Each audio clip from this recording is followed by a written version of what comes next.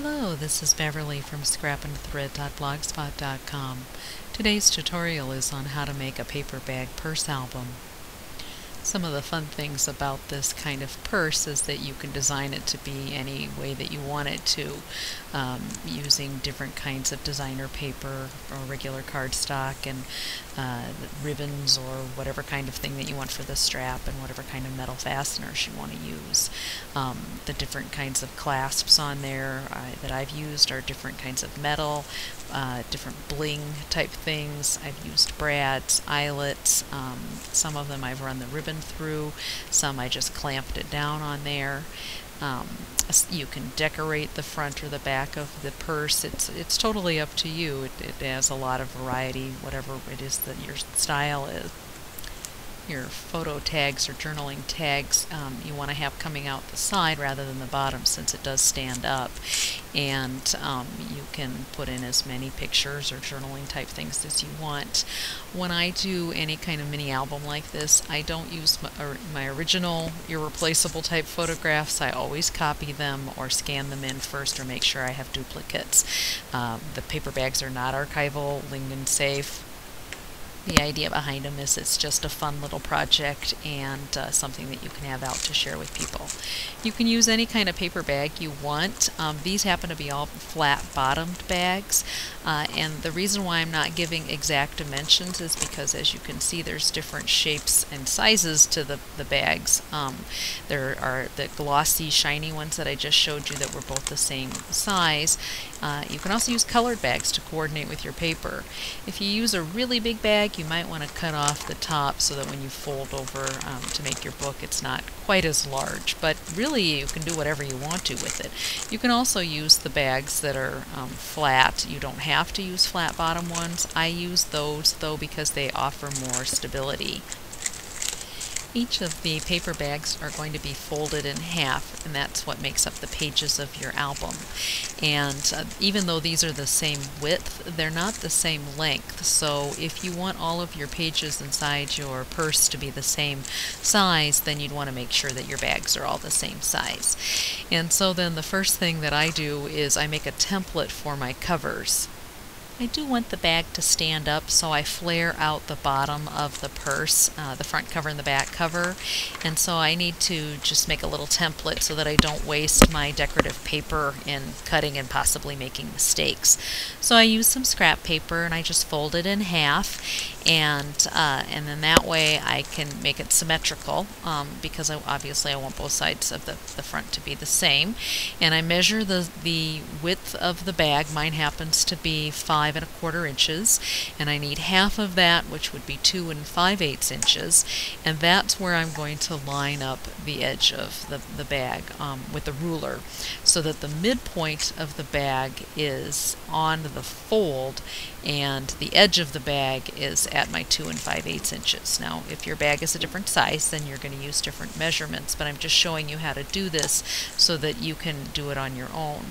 And then I want to scooch my bag down to the bottom so that I make sure that the bottom of my bags are going to be lined up with the bottom of the covers, and then I'll draw my lines to go from there. So once I've determined where the placement is to do half of the front cover and the back cover, I line up the corner of my ruler and the corner of the paper, and then draw the line down from the top part, which would be the top part of the purse when it's all finished, and draw the line down, so that's my cutting line, and then I also draw the line across the top. Now, if you aren't going to do the measuring and do a straight edge with the ruler or whatever, you could certainly use a paper cutter to get that straight line. Once again, for me, I need something to follow if I'm using scissors, and because I want it to match up, this is why I folded it in half. That way my sides are both equal. So once I've opened that will be both my front cover and my back cover template, but then I'm also going to need to make the front flap, and that flap is a faux flap. It doesn't open, it's just for decoration. So I want to figure out what kind of shape I want, if I want it rounded or if I want a more square front. I happen to like the rounded shape, so that's what I went with here. I'm using a leftover scrap from that first part of the template to make my flap for the front part of the purse, and this happened to be about the same width as the bag, and that's what you want to start with. And then you kind of figure out what kind of a shape you want, and since I know that I wanted a rounded one, I could get something round to trace around, but I'm just sort of going to freehand it, and you'll see how I do that. I determine how far down I want the flap to be, just what I think will look pleasing to me. There's really no science to this, it's just whatever you like. So I kind of roughly sketch out a kind of a circular type shape, or crescent shape, and then I'm going to cut off that back flap because I don't need it, and I can save that for something else. And then because I do want it to be symmetrical, I'm going to fold it in half and just cut off the segment that I don't need, and then that little wedge will give me an even flap for the front. As you can see, there's no precision measuring or anything like that. It's just very free form, kind of go as you go, and you know, if you like it, great, and if you don't like it, then it's no big deal, you can start over. And then that shows you that the flap will go under there. Now I'm going to have contrasting paper so that that'll show up and look more like a purse or a pocketbook, and then that gets, once I cut it out of the decorative paper or cardstock, it will be adhered down. Now on this part I would sew the middle section, and I want my flaps to be on the side, so I need to cut out a section from the side, and you can cut all the way down if you want. However, I'm only going to cut the first part because I really like having that stability in part of the bag to hold it in place and have a little bit more bulk there. But I do want to have some pockets, so I cut out just that first side of the one half of the bag, and that'll give me a pocket for however many bags that I want to use. The purses that I showed you, I have 2 bags, and so I ended up with 2 pockets. And for a mini album, for me, that's usually plenty because I have lots of other surfaces that I can put pictures and journaling and little notes and things. So that works for me, but if you want more, certainly do whatever you would like.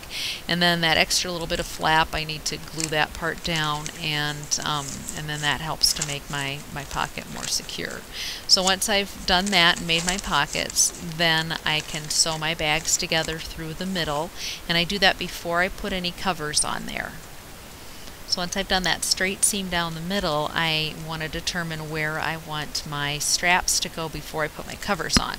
So the cover is going to cover up where the hole punches are for any of the straps, and if you want to see them, then certainly put your covers on first. I didn't really want to see them, so that's why I did it the other way.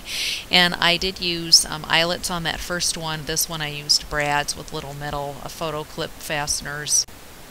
So once you have your straps and your metal fasteners on, or whatever kind of fasteners you choose to use, then you can make your pages, and then that'll cover up where those fasteners are located.